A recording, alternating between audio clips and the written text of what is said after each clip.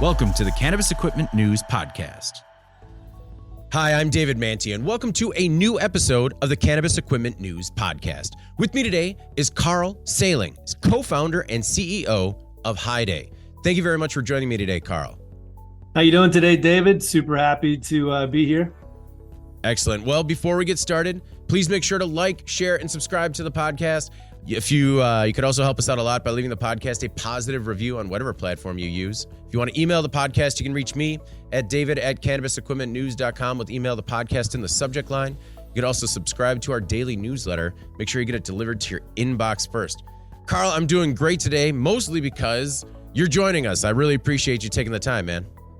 Awesome. Super happy to be here, and thanks for having me. Well, I always like to start with a little bit of background. So how did you get your start in the cannabis industry? Great question. I've been an entrepreneur all my life. Started my first business when I was 16 years old. Believe it or not, I am 54 today. Well, not today, but now. Understood. And in 2013, I started my first business in the cannabis industry in San Diego. It was a delivery service under Prop 215, which was the loosely created medical framework, which, based on how things are going, was amazing. But and that allowed me to get into the business. And my goal always came from a point of helping people, because I believe cannabis is medicine. It's been my personal medicine for pretty much most of my life. Like, I don't drink, I don't take any other drugs. I'm not even on prescriptions, just vitamins and cannabis. So the delivery business enabled me to get into the business, to start having conversations with people, to start building my network up, all with an idea of building a large company. So my girlfriend and I at the time started it, who's now my wife. And we built this business together all the way through legalization in 2018. We were the first active and awarded license in the city of Hollister, California. We had created Hollister Cannabis Co. And started distributing and marketing all throughout California. In 2019, I successfully took that company public in Canada, which is rare for an actual cannabis operator to do that. But like I said, I've been in business for a long time, so it's not my first time. And then started making some really good acquisitions, built that business up. And then in 2021, I stepped down as CEO, basically out of the business, turned it over to the people that were there. One of the guys that we bought. And then I've been working in other areas, really focused on non-plant touching kind of stuff. So one of the biggest challenges that we've had as cannabis operators is getting shut down, turned off, blocked in our marketing. And that was a huge frustration for me. I mean, I have many, many stories of major issues with that. So I set out to solve that for myself, which in turn solves it for the industry. So we've now come out with a company called High Day, which is an AI-powered all-in-one marketing command center for the industry. And you know what, David? Every day feels like Friday with High Day. Well, there's a lot to unwrap there, especially with that beautiful bow you put on the end there. But I want to start all the way back. You know, you've always been an entrepreneur. What was that first business when you were 16? Yeah, so the first business I had was a ceramic tile and marble installation business. Okay. I had spent the summers and weekends working for my mom's boyfriend, who was this old school Italian dude. He was a craftsman. And he did all kinds of amazing projects. And I was the laborer working for him. And I would basically show up and there'd be a mound of dirt, a bunch of bags of cement, 2 5-gallon buckets and a shovel. And that's what I did, is I flipped flipped it back and forth, and that's how I got started. And then the funny thing is, so excuse me, I'm aggressive, and I see opportunity, and I take it. Like, I don't hesitate. So I'm 16 years old at my girlfriend's house. I had my little tile truck with my tools, and there's a knock on the door, and my girlfriend answered the door, and the guy was like, "Hey, whose tile truck is that?" And she got me, and I came up. I said, "Yeah, it's my tile truck." He goes, "Hey, I just got a contract to build 2,000 homes. I need a tile guy. Do you want to do that?" I was like, "Yes, I do." So I spent the next 2 years doing the same job every day. It was like it was a foyer and a bathroom. Sometimes it was 2 bathrooms and a foyer. Oh my goodness. So that got me into my own business, and then I learned real fast that I didn't want to do manual labor.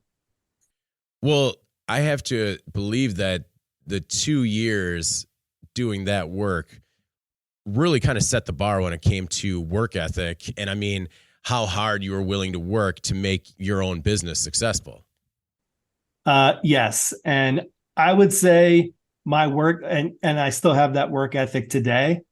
Like Will Smith, like you see him, training for movies or whatever. He goes, "I will out train you. Like I will I'll be on the treadmill the last." That's how I am. And my mom, believe it or not, instilled a lot of that in me. She was a saleswoman, the number one saleswoman, selling industrial tools to industries like, Bud Manufacturing or GM, which is a male-dominated world, especially today. But this is back in the 80s. So I learned a lot of work ethic from her, and then also her boyfriend, Frank, the old school Italian dude. He taught me a lot about work ethic. Like, if I made a mistake or I did something wrong, there was like a trowel, like clipping my ankle. And then, like, to even go further to talk about work ethic. So, like I said, I learned real fast that I didn't want to do manual labor. And somehow I saw an ad for a independent jobber to sell steak, shrimps, and lobster. And I don't know why it intrigued me, but it did. So I went there, and they gave me a little truck and boxes full of food. It was called Anchors Away, anybody from the East Coast. And so I would go out and cold call literally 200 doors a day and sell this food. And the pitch was like, knock, knock, knock. "Hey, David, how you doing today? Mrs. Johnson down the street, her freezer broke. She couldn't take all my food. I've got to do something with this. Let me show you." And I come back in with like, $50 of the food. But that taught me a ton about sales, because every day I got all the objections, all the no's, all the yeses. I learned so much. It was a huge experience. Like, I would recommend some sort of sales, like hardcore, like cold calling sales, for anybody starting out early to learn about sales. Well, it helps you develop, in my opinion anyways, it helps you develop that thick skin, just hearing no, 80-90% of the time. Right. Exactly. And no just means they don't have enough information to make a qualified purchasing decision. I need you to talk to some of our sales guys. So, as a legacy operator, you would witness the potent medical advantages of cannabis. At what point was it just the medical advantages it had with you personally? Was it anybody else in your life? And then when did you decide that you wanted to turn that into a business? I guess for most of us, it was a little business in like high school days and stuff like that. Right. Right. But for me, medically, it's definitely helped people in my family. I have people in my family with Crohn's disease, and cannabis really helped him. So that really fueled my fire to get it out to as many people as possible. And something that's really cool. So my wife, she doesn't consume, but she's a believer, and an advocate.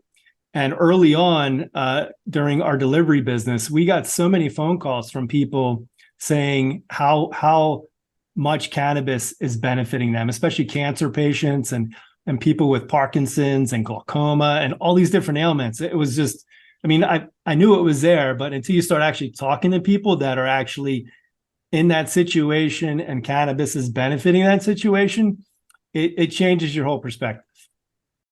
Completely agree. Like, I think there's that whole green rush aspect to it of the new West. But then when you see the real world consequences it has for millions of people, that really brings it all together. Totally. And I mean, it was definitely about helping people. It was also about making money, because I believe if you don't make money, you can't help people. You can make money the right way, totally, and also the wrong way. We've seen it in this industry a lot. But not making money and helping people, they don't go hand to hand. Yeah. So in your opinion, in this industry, what's making money the right way and what's making money the wrong way? Oh man, that right there is a lot to unbox. So, I mean, there's still a criminal element in this business, which is shameful. And some people get caught. A lot of people don't, which is crazy to me. I'm super conservative when it comes to that. So I've left a tremendous amount of we'll say gray opportunity on the table. So that's a big piece of it. People operating in and out, like on both sides of legalization. Some because they had to, others because they want to. So there's that. There's and you know what? The issues are kind of siloed state by state. You know, there's the global issue of federal Schedule 1 drug and have it not being legal and everything that happens with that. But then in every state, because of their framework, it makes interesting challenges. You know, California is a disaster right now. I mean, I know I see some things turning, which looks exciting, but you know, the best of the best got chewed up there. And it's a combination of overtaxation, you know, because there's layers of taxes, because early on there was cultivation tax, then there was local tax, then there was the state excise tax, and all that combined together could be, you know, 30 to 40%, depending on where you're at. When your boy down the street's got the bag for half that. But for me, cannabis has never been safer. It's never been clean as it is now. So that's a positive, because early on, when we were going from the Prop 215 into legalization, the testing really screwed a lot of people up. And we were having, especially for a little blip of time, having challenges finding product that didn't have things like Eagle 20 in it. Or we made a lot of bubble hash and hash infused pre-rolls. And hash holds on to everything. Like, you're not taking it through a solvent that, you know, clean, like a lot of the mold and heavy metals and stuff gets separated out. In bubble hash, I mean, it's a lot of heavy metals, and cannabis and hemp is like a bioremediator. So it sucks everything up out of the soil, and then you have it in your plant. So kind of went off on a tangent, but cannabis is the cleanest it's ever been. So that's, I'm super excited and have been about that for everybody. Is the state of how clean cannabis is right now, is that part of, we're talking about you're starting to see things turn in California, or what are some of the things that, you know, with California being in such disarray, that are a bright spot for you right now? Well, we're out of California right now, personally. But the fact that so many cities and counties ban it, as that loosens up, and more dispensaries are able to open up, I think it is actually one of the biggest issues, because there's just not enough access. Like before legalization, there was over 5,000 dispensaries, Prop 215 ones. And now, I don't know what the count is now, maybe 1,500 or less. I'm not sure. And then, so I think it's going to take more access, change in the regulations from the taxes, maybe improving the packaging regulations. Like we changed packaging and print new labels probably 6 or 7 times in the course of a year. When the packaging costs more than the product that's in it, that's a huge problem. At what point did you realize, and I realized it had to be early on if you started your first business at 16, at what point in your life did you realize I'm an entrepreneur and I'm going to cut my own path? So there was a few different things. So I grew up in New Jersey near Philadelphia, and I had some of the Philadelphia Flyers hockey team like live next door to me. So I would take my friends over to meet them, but I would charge my friends a quarter. So that's kind of one instance. I started a roller skate and skateboard repair business when I was 7 or 8, and I had all this stuff all over the my yard. Like I had no idea what I was doing. And then I also started another business selling paper mache wood roses at like flea markets and stuff when I was little. So I think I was born as an entrepreneur, but what really sparked it, like the spark that lit the fire, I had just come out of rehab. I was 16 years old, like 15 years old, which is a whole nother story. But I've lived a lot of things in my life, and I've been clean from everything else since then. Super success story with that. So, all right, I'm in my house and I am working on doing some tile in this little foyer in our house for my mom. And there is a bookshelf, and on that bookshelf is Think and Grow Rich. I don't know if you ever read that book. As soon as we're done, go buy it. It's written by Napoleon Hill, and it was written in I want to say 1930 something, and it's the basis or the foundation of what all the self-help books that keep coming out are really based on. And I read that book and I haven't put it down since. I keep reading it over and over again. Like today, at the gym, I was listening to Success with a Positive Mental Attitude. And that was by the same author, Napoleon Hill, and another gentleman. So that I learned real quickly. Things like that really got me going and provided a framework for me to start thinking properly. Okay. Because you really need to think positive, plant seeds, goals, affirmations, visualization. One of my favorite sayings is within every adversity plants a seed for a greater benefit. So if you can operate that way when shit's coming at you, if you can figure out, okay, let me stop and think, what's the greater benefit here? You can move through it a lot easier. No, it's great to be able to have those tools in your toolbox and then be able to use them in the moment when it's happening. I think that's a very important piece of the puzzle as well. Definitely. But that book was what got me into really believing in myself and that I can really think and grow rich, right? Yeah. Well, and I mean, and congratulations on, staying clean since you were 16. That is a tremendous success story. One part that I was curious about is you said you started the business with your girlfriend who has become your wife. A lot of times business gets in the way of personal relationships or really taxes them. How are you guys able to not only maintain your relationship, but like build upon it into a marriage? Yeah. So something that was very important was to kind of separate roles, Mm. and somebody had to be the ultimate like decision, like the one that makes the heavy decision. And that was me.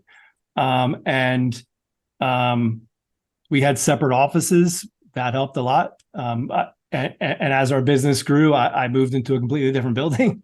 Um, Okay. just, just it was just easier that way. So having clearly defined, we'll call it lines in the sand, and roles and responsibilities. So there's not this blending, and then just really good communication, and love. Takes a lot of love. Well, with a little bit more levity on the conversation, as I was going through your history, I noticed that you once held the position of director of awesome. How did you attain such a position, and why would you ever transition away from that? Yeah. So the cool thing about owning your own business is you get to make up your own titles. True. And I was thinking, I don't know, I like to stand out. I like people to remember me, or at least to remember they met me. And director of awesome kind of like makes you think. Like one of the things that I switched it up a bit, but whenever I communicated with anybody, I would always say, "How are you doing?" Or if anybody asked me how I was doing, and my response was always unbelievable. No matter if I was getting stabbed in the back, whatever, I would be unbelievable. And that would go both ways. And it was really for me, because if I wasn't feeling really positive that day, if I said I'm unbelievable enough times, I became unbelievable. But now I've switched it to my response is awesome. I think that's even more positive, because unbelievable, you can be, I'm unbelievably shitty, I'm unbelievably great, but I'm awesome. So that's my response. So tell me about the experience with Hollister and building Hollister. What were some of the, greater successes that you experienced while doing that? And what were some of the greatest challenges that you ran into as an operator? Yeah. I would say there's been a bunch of wins. Being the first licensed cannabis company in Hollister was huge. We got all five of the four board of supervisors and the mayor all voted positively. Earlier on, like we had the Mormons kind of fighting it, that they were out with the pitchforks and torches and all that stuff. But I welcomed everybody, and I really connected with the whole community, brought them into our business, showed them what was up, explained to them, hey, we're not some evil organization that's going to start giving weed to your kids. All that kind of crazy stuff that you would think people would be thinking and saying they were. And we successfully overcame that. And they were actually our advocates afterwards. Like the dude that was the biggest adversary became one of our advocates. And he was his like response was amazing. It was like, man, I didn't realize that you guys were a business like this. Look how just everything was high and tight. It was just set up perfectly. That was definitely one win. Being able to successfully take your company public in any business is pretty huge. To be able to do that with cannabis in 2019 in Canada, the window was closing, and it's shut now. That was a huge win. Some other wins, like so I'm a big hard rock and metal fan. My passion is cannabis and metal, and to have more metal in cannabis, let's go. So we were able to do an awesome project with Clown from Slipknot. Okay. And we created a line of bubble hash infused pre-rolls with some awesome packaging. I don't have it here at my desk, but it was super cool packaging, and that was fun. Yeah. And there's more wins. We had great people. And then also, I mean, honestly, being able to build this with my wife was a huge win for me. You talk about grassroots outreach with the community, and I think that's something that is vital for the health of the industry and for it to thrive.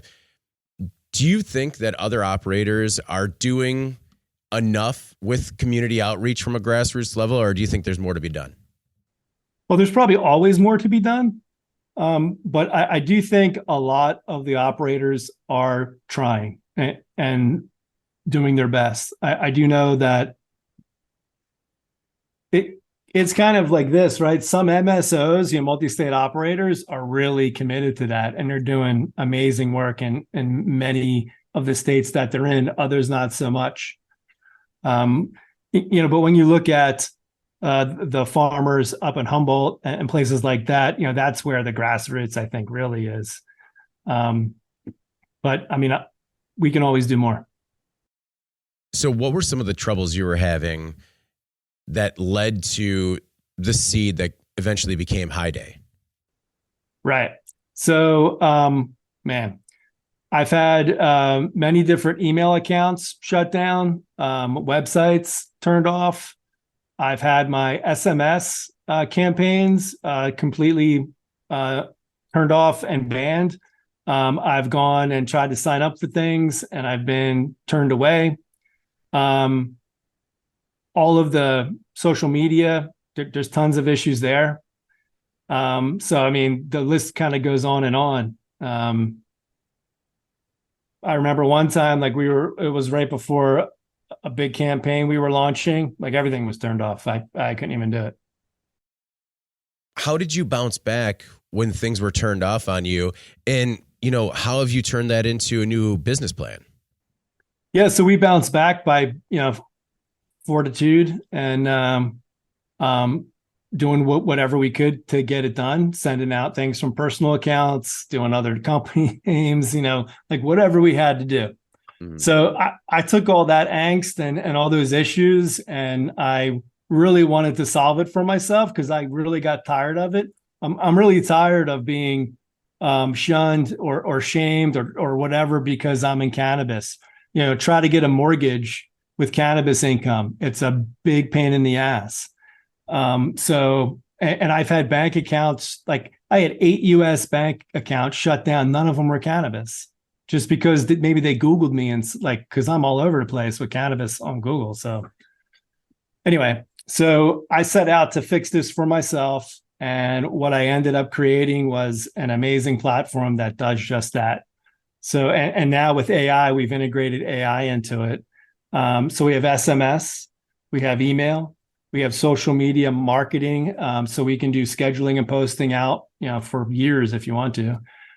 We have a unified communication platform. So all of your communication from your customers funneled into one spot. So if they hit you with email, SMS, they come in on an Instagram DM, they hit you on your Google My Business, they hit you from Facebook. It's all, and WhatsApp now, it's all going to come into one spot, which is huge. And then automate as much as you can. So we have full automations that can do all, it does amazing stuff. I'm super excited. Plus we have loyalty. I mean, literally it replaces thousands of dollars a month of tools. How does it prevent people from being shut down? How do you steer clear of that? Right. So my previous background, which would be in between the steak, shrimps, and lobsters and the cannabis, there's a bunch of stuff too. So I built a really large telecommunications company in the 90s. So I tapped back into that and built my own SMS network. So it's not going to get shut down. It's mine. Okay. If anybody's going to shut it down, it would be me, and I'm not going to do that. And then I have my own email servers. Okay. How long was High Day under development until you launched recently? 2 years. Yeah. Past 2 years. I mean, it was definitely an idea that I had back when I was actually hands-on operating. And then once I stopped doing that, I really had the space to start planning it out and building it. In your opinion, does the cannabis industry have a marketing problem that extends beyond logistics? Yeah, I mean, I would say there's several different challenges. because you have challenges from different avenues that you want to advertise on, like Google and Facebook and LinkedIn. You also have challenges with people that may not understand how to properly market as well. And that's in any industry. So, if you have challenges that you're not really up to speed on what you should be doing, and then the things that you really should be doing, you could have roadblocks to do, it causes an issue that we're aiming to solve. Are these marketing problems primarily on the B2C side of the business, or are there B2B problems as well? I think there's problems in both. Like if you're B2B, let's say I'm a brand and I'm selling to dispensaries and I want to send text messages to the buyers. If you're going to sit there and do them one at a time, that's very inefficient. So a system like ours can solve that problem. And if you try to get a regular text message account, you still have to show that you're a cannabis company unless you're saying you're something else. But then at some point, it's going to catch up to you. So problems are both B2B, B2C. B2C a little bit more profound, because you're actually going out more into the public.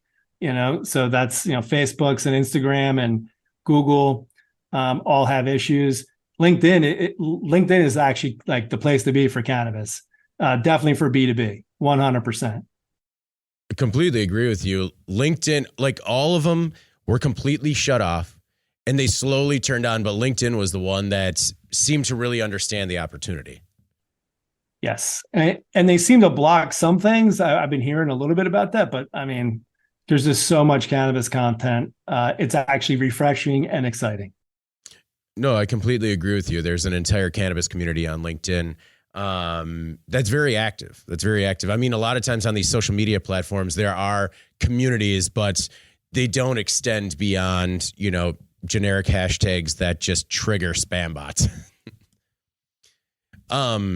What of the social media platforms, what have you had the most success with, in terms of marketing? Is it LinkedIn? For B2B and high day would definitely be LinkedIn. Earlier on, Instagram for a retailer and a brand to get to the public, Instagram is definitely one of the top. Okay. If not the top. So I understand that you were probably the best beta user for High Day, but sometimes you need an outside perspective. Have you had anyone check it out before you launched, and what was some of the feedback, if so? Yeah, the feedback has been very, very positive. A lot of people have been like blown away by it. Because it's very well thought out and all encompassing. It's like I really can't show you all at the same time because your mind will explode just because there's so much there. So you kind of have to take it in bits and pieces. But the feedback has been amazing. One of the cool things that we do you know what spin tax is? I don't know what spin tax. Okay, so spin tax is a marketing term where you take, let's say you have in a message, hi, hello, hey. And you in the message, you have that in brackets and in pipes. Our system will see that and rotate those words through each message. So let's say we have that weave through the whole message. We can take a small message and turn it into 500 unique messages. Okay. So instead of sending the same message out to 1,000 people, it's more unique and personalized. That helps with deliverability in a huge way. Okay. What does the on-ramp look like when somebody decides to buy into High Day, just to make sure, you don't blow their minds? Yeah. So, first we do a demo, kind of get to know them, what they're looking for, demo the system. Once they sign up, my team takes over. So some of the cool things, onboarding, we have 2 1-hour Zoom calls where my tech team gets on with you and onboards you, kind of sets everything up with you, can take over your screen, just help you get everything set up and ready to rock and roll. We have every 2 weeks, we have live calls, kind of like office hours where we answer questions. And we have live 24/7 online support via chat. And then if you really get stuck, our tech team will jump on Zoom and they can even log in and make changes for you. Okay. Well, I really like the approach to customer service. Is it sort of you buy in at one level, or is it tiered? Yeah, so our base tiers, we have three. We have a $497, a $697, and an $897 per month tier. They vary with what they have. And then we have various upgrade packages. So something that's unique with us, our SMS is based on how many you need to send per day because we build the route for you. It's not like if you're familiar with Twilio or some of the other companies, basically you just infinitely scale up as you need it and come back down and scale up and come back down. That doesn't work for us because we're building the route for you based on what you need. So it's how many you need to send per day. And then we have upgrade packages as you step up through that. You know, we could do north of 1 million SMS per day. It just depends. So 3 base rates and then upgrades. Do you know approximately what kind of ROI people are looking at if used to its highest potential?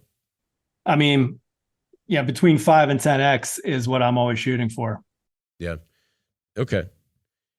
Is it, were you skeptical about launching in this current cannabis environment? Were you did you think the time is right for helping people, or people were more in need now just because things are tighter? I have zero hesitation because of the landscape of the industry. You know, when times are tight, people have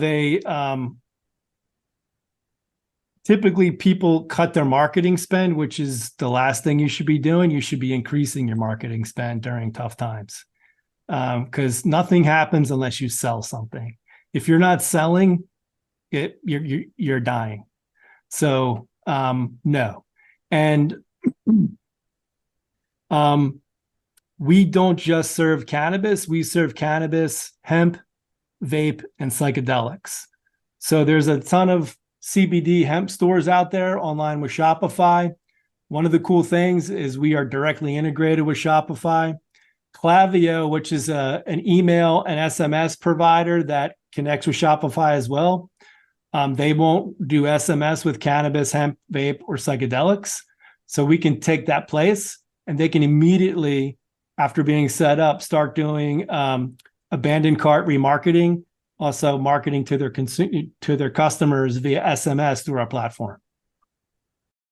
Without giving everything away, do you have tips or strategies that work when it comes to marketing in both B2C and B2B? Sure. So for B2C, the last 10 dispensaries I went into, not one asked me for my info.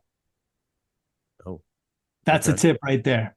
Because you already spent the money to get the people in your door. Don't spend the money again to get me back in the door. Get my information and then start marketing to me. Because you never know when that message is going to spark me to come back in versus me maybe coming back in because of the experience I had there. But I'm seeing like 100 different things. So I may just go to where it like randomly go someplace, right? So definitely capture the business that's coming in your door so you can remarket them. That's huge. And then for brands, so one of the things that I always wanted to do was to create like an online course for bud tenders to go through and kind of get indoctrinated into my brand ethos and what we're about and how to sell us. That's hard to present in a bud tender training or brand activation. I don't know if you're familiar with what they are. That's typically when a brand goes to a dispensary, spends a little bit of time with all the bud tenders, give them a little education on the brand, and then the rest of the time is usually a brand activation for the consumers in front of the dispensary. So what I always wanted to do is have a whole course where they can, at their own leisure and speed, go through and learn about the brand. So I built that in High Day, so we can do that. So I would suggest every brand have an account with High Day and start indoctrinating their customers. You can do this with consumers and your bud tenders through and build that relationship. So I understand why the brand wants to pull the bud tenders in for that sort of training. Are there any sort of incentives to pull them in, spend the time, and train up on a brand? Well, that obviously depends on the brand. Yeah. So we would do contests. Not every dispensary. So we had a few different things going because not every dispensary wanted you to incentivize their bud tenders to sell your product, which, I mean, if you really look at it, could be kind of an issue where, hey, maybe there's a really good product that this customer needs, but hey, they're getting compensated over here to sell this product, and the customer never knows about this product. So I'm kind of up in the air about that. Compensating bud tenders to do it, but you can make it fun and add some gamification into it, do some prizes, but nothing where it's like a major thing. I mean, I've moved away because when I had the brand, I was like, yeah. And now that I really sat back and I thought about it, I'm like, you know what? What I want is the consumer to get the best product they need. Mm-hmm. So how we can make that happen.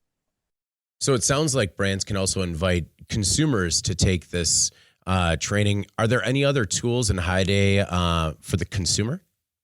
Yeah. So you can do the course. We also have a community kind of application built into it, almost like a Facebook group. So that's an area. And then we have landing page builders, website builder, a blog builder, forums and surveys. So that's where, depending on what you're doing as a brand, you can engage with the end consumer as well. What are some of your thoughts on the current state of cannabis in the United States? And what are some of your expectations when it comes to potentially federal legalization? Yeah, I mean, it's positive to see that there's more movement in the government than there has been for a long time. I'm not super optimistic that it's going to go fast, just based on how things are so polarized politically these days. I'm thinking maybe 5 years or so. I mean, I'm not really sure. I mean, it could be something that someone spits out for the election, maybe. I mean, it's probably I kind of hesitated to say trump card, but it's a card that can be pulled. I don't know if they will pull it. I mean, like the new speaker, I mean, that guy's super against cannabis. So, yeah, I'm not really sure. I am excited. Like I'm excited for Ohio. I'd like to see other states move to legalization, either medically or recreationally. I'd like to see Pennsylvania go recreational and Florida. I'm actually pretty intrigued about Georgia and the low potency being sold at pharmacies. I think that's a major milestone that really doesn't get a whole lot of a conversation about. I've seen some, but that's pretty huge. And if other states go that direction, that's just super interesting to me. So, back when you were 16, could you have ever imagined that we would have the cannabis industry as it stands today? Oh man, so it's funny you say that. So early on in Hollister, so one of the things that we did is we integrated a lot with the police department. So I had all the cops, we were the training center for the police.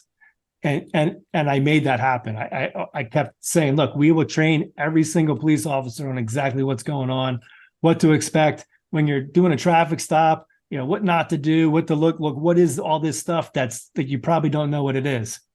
So during one of these trainings, I had 400 pounds of cannabis in our warehouse, and they're all looking at it and they're all smelling it and checking it out. And I'm like in my head, freaking out. And so I actually said to him, I said, hey, 16-year-old Carl is going crazy right now. and then I said, if we're in Alabama, this would be a different conversation. Understood. Man, what was it like? What was it like interfacing with the police department like that? I mean, and what were some of the things that you were training them on in terms of, what they were looking at during a traffic stop? Yeah, it was super cool. I enjoyed that. I didn't feel weird about it at all. I mean, we were legal. I mean, I just community outreach, right? So we're building relationships with the community, the fire department. Like when COVID hit, we made hand sanitizer, seeing if I have any left, and gave it away to the whole community for free. And I gave it to the police department, and it had my Cannabis logo on it, of course. And we're like, hey, can we get some without the logo? And I said, no, that's the price you have to pay for free hand sanitizer, is my logo on every one of your desks. Yeah, it's branding. It's branding. Totally. So some of the things we were training on, the different smells, the different types of cannabis products. So we showed them bubble hash, we showed them shatter, we showed them butter and batter and rosin, and don't touch this, don't, like if it's like distillate, and just kind of schooled them on all the different processes and what all these products are, because they really didn't know. Well, but I mean, that's incredible, just because you normally see more of an adversarial relationship between law enforcement and even legal dispensaries or legal operators. I really feel like that did a lot to bridge that gap. It definitely did. Plus, I was at every board of supervisors meeting, speaking to them. I would talk to them, build relationships, joke with, they realize, Carl's a cool guy. So, just being like human and normal. Well, Carl, I really appreciate you taking the time, and just hearing even a little bit about your story is incredible. One of the things, though, is, you're a serial entrepreneur. You don't hesitate when it comes to an opportunity. Do you ever foresee an opportunity coming outside of cannabis that might pull you away from the industry? I mean, I have other things in other industries, kind of dipping my toe in, but right now, everything is high day, and then probably the public company too. There's some things going down with that I'll probably have to get involved in. Okay. Any plans to go to MJ Biz this year? 100%. It'll be my 8th or 9th one. Excellent. Well, I hope I get an opportunity to see you there, man. Well, would love to sesh with you. Shout out to anybody that sees me there. Let's smoke a joint. I'm down. Let's do it. Well, before we get out of here, is there anything else that you want to make sure the Cannabis Equipment News audience either knows about yourself or High Day? Yeah, just that we're advocates for the plant, for the industry, and High Day is built for the industry, by the industry. Like, we understand what you need because we need it. We had to make it for ourselves. I'm not some tech guy that just all of a sudden decided to be in cannabis. I'm a cannabis guy that figured out solutions for problems in cannabis. Well, I'm really interested to follow the story, and hope for nothing but success for yourself and High Day. Thank you. Same to you guys. All right. Appreciate you having me on. Well, before we get out of here, please make sure to like, share, and subscribe to the podcast. You could also help us out a lot by leaving the podcast a positive review on whatever platform you use. If you want to email the podcast, you can reach me at david@cannabisequipmentnews.com with email the podcast in the subject line. You can also subscribe to our daily newsletter. Make sure you get it delivered to the inbox first. For Carl Sailing, co-founder and CEO of High Day, I'm David Mantey. This is the Cannabis Equipment News Podcast. We'll see you next week.